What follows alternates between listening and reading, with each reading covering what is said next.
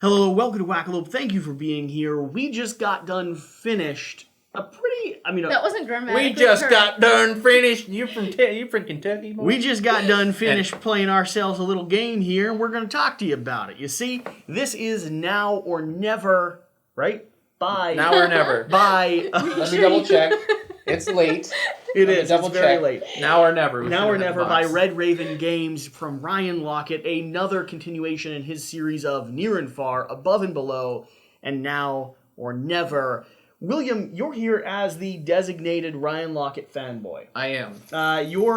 Some people get excited when they see Beyonce walking down the street. I One of those that, like, at a convention, have you ever met him? I have not. No. Yeah. I know you have. So you're ready for the next Gen Con, the next Origins, where you get an opportunity to see him, say Yes. hi, get an autograph. You own Yes. every game he's put out. Yep. You're super, super passionate about this. And we've done content in the past with this handsome gentleman covering his other titles. And we have a prototype right now of Now or Never.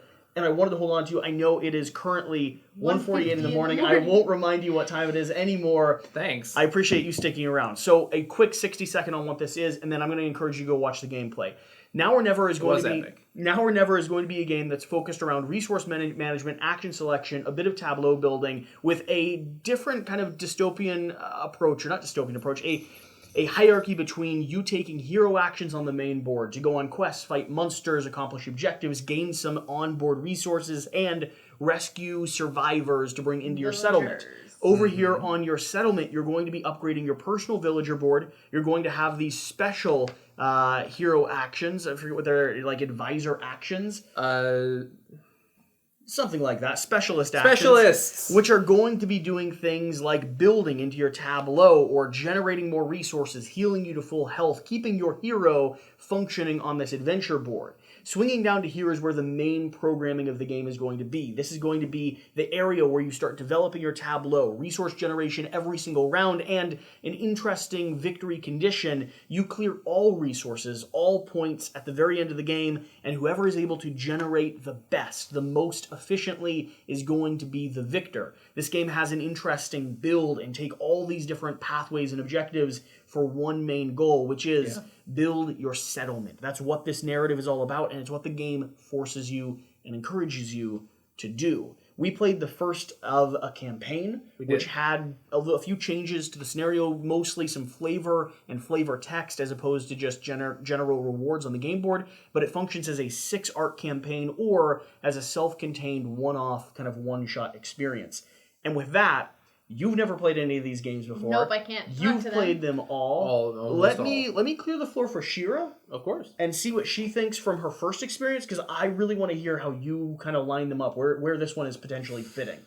Shira, first impressions of a Ryan Lockett game. Wow. Yeah? Wow. That was intense. That was really, really long. Awesome. It was long? I was a little weary in the beginning when I came home and I saw you guys playing it, and it didn't seem like there was a lot of player interaction. And then I started playing and realized how bad I can mess with your boards. Yeah. And how bad I can flip your things and cause you to do things you did not want to do throughout the game. Yeah, and that did not come through as much in the 2-player version that we used to teach. So I was surprised at that. Now you're talking about specialist actions. Yes. You can utilize others and give them coin in return for using their specialist, but it exhausts them. And sometimes I don't want your damn money. I just want to use my own specialist. I know. And so I was really... look at this guy. He's so cool. I was so impressed with how much... This one was flipped at the end. I was so impressed with how much player interaction there ended up being. Besides that, it's such a cohesive game. I mean, I like the theme. I like the artwork. I like the actions. I always love tile placement. It almost felt like a tableau-ish, where, like, you kept getting resources. You kept building on each other's. Like, by the 4th, 5th, and 6th rounds, I had so many villagers here. Yeah. I was raking in the resources. You had a whole little civilization. I really did. Yeah. Some pigs, some aliens, some humans, everyone living cohesively. All mix. It was great. The locations, how the variability changes. The pieces... I don't know what else to say. What'd you think of the campaign mode? Did you like the little bits of flavor text? Because I know that's not always your favorite mechanic. Sometimes it can be It overdone. wasn't too much. Okay. I liked it. I liked Nice. how when I was we hoping did that'd be the answer. when we did these interactions, what are they called? Encounters. Exploring. So when we did these encounters, whereas if you don't do the campaign mode, you just flip it over and you get whatever's on the back. I liked how we had to go into the book, read a little text. You got a choice how to encounter it, and then you could save up your health and kind of. I always chose the more expensive one because I figured that would get me the more rewards. A lot of us did, but if you go back through and you pay attention to them, if you listen to what it's talking about, if you decide you need money over gems, or decide you want an ally over, more honor on the track, that changes the nature. That changes sort of the stance of the game. I think that's all I got to say at the moment. I'll probably jump in. Of course. Any strong criticisms? Any right now, this is the one thing that would keep me from getting this, or would let me tell someone else not to get this game. You really have to like engine building. Okay. You have, and I usually don't. I usually don't like having to sequence an engine build. But if you are behind and you don't calculate kind of what your plan is, my plan was always to try and get a lot of villagers. My plan was always I like fighting monsters in all types of games. And I ended up fighting a lot of monsters successfully. And so I had a card that made me buy 2 upgrades and go over there and cash it in. So that kind of drove me towards that. I was like, if I'm going to get 2 upgrades, I might as well get a really strong deck, fight monsters, and that was kind of where I went. But it requires a lot of thinking and engine building and strategy. Yeah, so Shira, I wanted to ask you, you brought out the art. Are you aware that Ryan not only does the game mechanics, but he does the art all himself and all of the story? Wow. And he owns the company Red Raven Games. Maybe I want his autograph.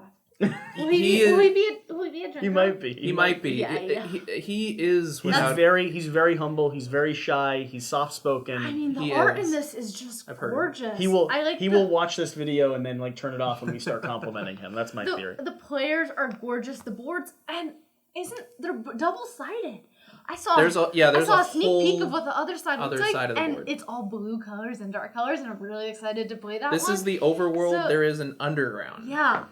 The artwork is exquisite. I really like it. And I haven't seen any of his other titles, but now I really want to jump into them. And just in case any of you are wondering, because I know someone's going to ding down into the comments, this game and our relationship with Red Raven Games has no financial ties or incentives at all. It doesn't. You're being so incredibly positive that it's I have to put that dash there that's right. We got sent a prototype.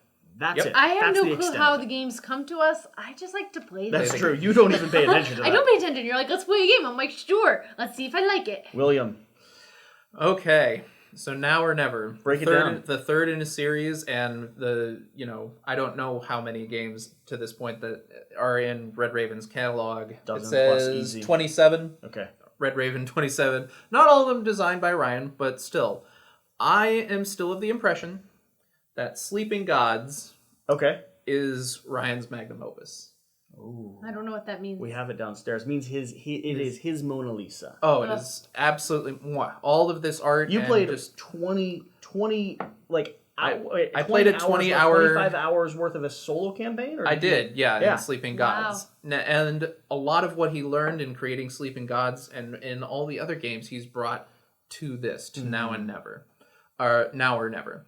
And if we had to analyze and look at the trilogy, for me, this probably falls somewhere in the middle. My first love is Above and Below. Okay. It is kind of, it's easy to teach to people. You're not going to come to people to introduce them to Red Raven Games. You're not going to bring them to Now or Never. No, you're not bringing this This out. is a little bit too complex. And if I had a criticism, and it's a very, very niggly one, it just very, very small, I would say that the game may run a little bit long. So maybe you want to play it at smaller player It does counts. say story mode runs longer. That is correct. But it still quotes, I think, 45 per player, even for standard mode. Yeah, and it runs a little bit long. So you potentially don't want your first experience to be this if you want to try and sell somebody on that. Somebody new, that kind of thing. So my first love is still Above and Below. I absolutely love Above and Below. This, however, is a solid second in the trilogy. So it's bumping near and far. It is bumping near and far, but only because I couldn't get a group together to really do The campaign. Near and Far the right way.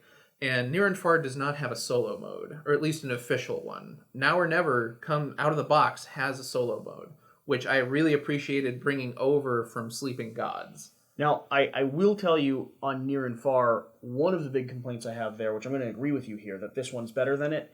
For Near and Far, if you ignored the story, you probably played a better game. I don't feel like that was the case here. I feel like we all had to give the story generous room and also play an effective game. Yeah, I always thought that was a weak part. I always wanted to play the campaign, and people would focus on economic building and engine building, and it didn't, And I think that's a fair point. And Oh, we didn't include this? yeah, in the final score. I was gonna say that An extra but 3 or 4 points. That's all right. We'll figure that out in a minute. I think we still know who the winners are. I think we know, but that's okay because maybe the people who didn't win got closer than they thought. So that's a thing. That being said, throughout the game, like, did any of us really have a perfect idea of who was coming in first, second, or third?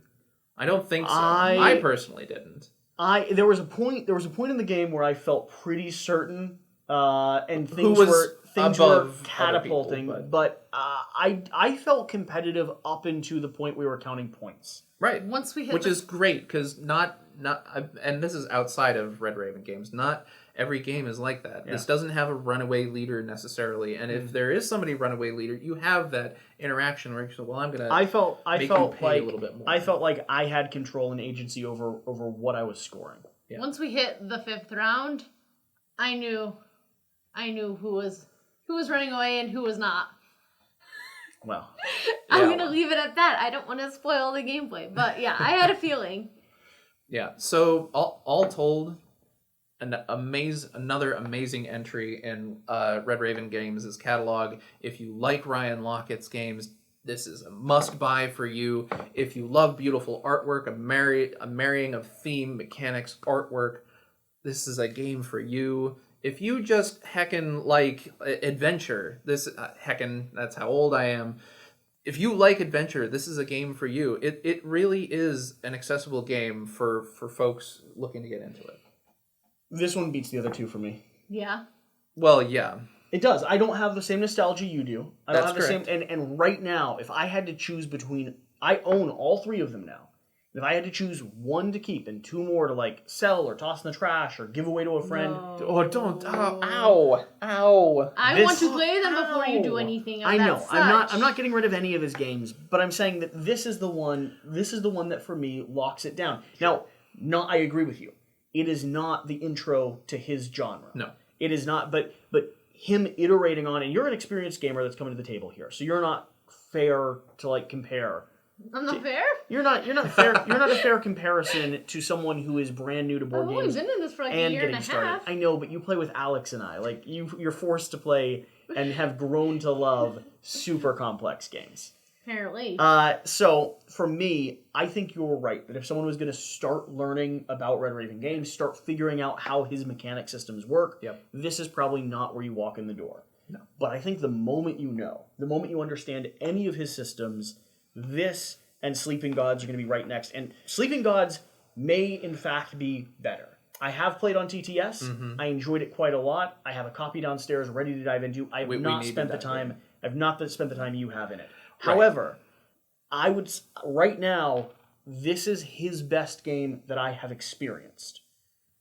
I love this one. That is a completely fair opinion to have. For me, I think I enjoy Sleeping Gods more, and like I said, Above and Below, it almost doesn't count because there is a huge nostalgia factor for me personally. Yeah, it is unequivocally Sleeping Gods is a better game, but I maybe prefer Above and Below. I just loved that everything felt so intertwined in this. Yeah. Yep. Everything and it's felt something impactful. Everything you did was like, okay, this is actually going to make a difference in what I do the next turn and what they do. It's something that Ryan has tried to do, and I think done fairly well with a lot of his games. From worker placement combined with adventuring, from tableau building to sort of resource management. Like it's these disparate parts that he's trying to mesh together. And here I can feel the experience of a designer who has done 20-something games at this point, right? I can feel the experience of someone who understands like what an adventure mode looks like without the need of a storybook or interconnected pathways or tents on the table. Like he gets it, and he's refined it to something more direct and more straightforward. I understand like our quest cards mesh here, our resources mesh here. Like everything is everything's tying together in a way that I haven't felt in his games before. Right. And I have to say, the combat experience, a special shout out to the combat experience here, because in Sleeping Gods, it's a little bit more complex. I think this here is a little bit of a It's very simple. It's very simple, but that's not necessarily bad. It's not overly simple, but it is. And there's enough mitigation that you don't feel it's all luck based. That's where I was going. That's my main problem with a lot of combat systems, that it feels luck based, and then you can kind of feel like you get screwed out of it. The only thing I wish is that there was more personality in the creatures we were fighting. Whether it was a single token or icon or a status effect. And I know here's the issue. If he did that, if there's more, it would take longer. Yeah. It would, and I get it. And we felt super excited when any of us were defeating creatures. Like it was a good moment. I defeated the most powerful creature on the board. But I didn't feel like you were fighting anything different other than the health. I didn't feel like you were fighting anything different than the other ones. And I would, as someone who likes thematic games and adventure games, it's probably the weakest part of this game for me right now. And I don't think it needs to be fixed, because I think it would actually bog down and slow down the game that is really, really good. But I do wish outside of the artwork, I had more life given to the things I was fighting. I mean, on that note, I also thought the locations felt similar like that in vein. But we at least have these that give them character. Yeah. Yes. However, I mean, I didn't deal too much with them. But I spent a lot of my game doing it, and I've got a little bit of flavor text. I understand like what I'm going to those locations for, and it seemed to match up. Like the Hermit's Hut kept rewarding me for just having stockpiles of stuff. Like I'm ordering stuff. I hear. And so I'd agree. They're maybe not as flush as I'd like, but they are more than those monsters are. Okay. Yeah, no, I agree. It's a valid point. Any major warnings, criticisms, things that like we all love this game from our first impressions of it, but any other major things that people should be aware of before they decide to go out and get it? It's a time commitment. Yeah. It is. If you do the story mode, it says 45 minutes per player for if you're not doing story, and that is true. So it is a little bit of a time commitment. 60 minutes per player with story. Yeah. Which it was a 3-hour game. We were all playing fairly efficiently, honestly. We were. But that being said, none of us got bored. I enjoyed all 33 hours. It didn't feel like it. It didn't feel like and I wasn't. Yes, I might have jabbed you a couple times to take your turn, but I was also thinking about what my next turn would be and looking around the board. It kept me tied into what was going on. Yeah. And I think part of that's just the assistant actions. I was always watching your boards to be like, what do you got left for me? Where can I toss my money? What's the math on this? Yeah. Yep. And plus, we have a whole still extra bag of story elements that we haven't even touched. We do. And another side of the board, and more disparate parts. More. And this is only the prototype. There's so much more, I'm sure, coming with flavor and creatures and production quality. And, like, we're loving this, and this is, like, hand-cut cardboard cutouts and 3D printed pieces. Which are very well produced, I must say. They're very nice. But this is not the final production. It is not. And I do have to say one last thing before we go. Okay. In a bit of a new thing in the board game space, this game was actually documented by a documentarian. I haven't seen it yet. I think Crafting Azirium.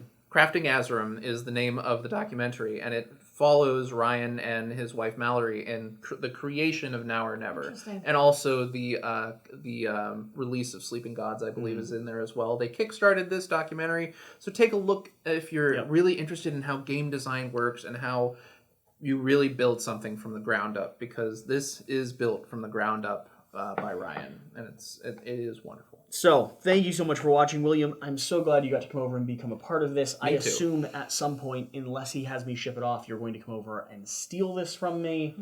I have my own pre-ordered copy with metal tokens coming, so you don't need to worry about me stealing it. Well, I figured you'd like bring it to a convention, get it signed, and then have it as like. I'm bringing all of them to get signed. No, he may not do that. Apparently, Sheer is going to fight with him. Whatever the case, whatever you do, remember to do the important thing: get out and play some games. Yeah. We'll see you next time. There we go. Thank you. I was about to say I have a good one. You went through 7 options. I did. And you got it correct.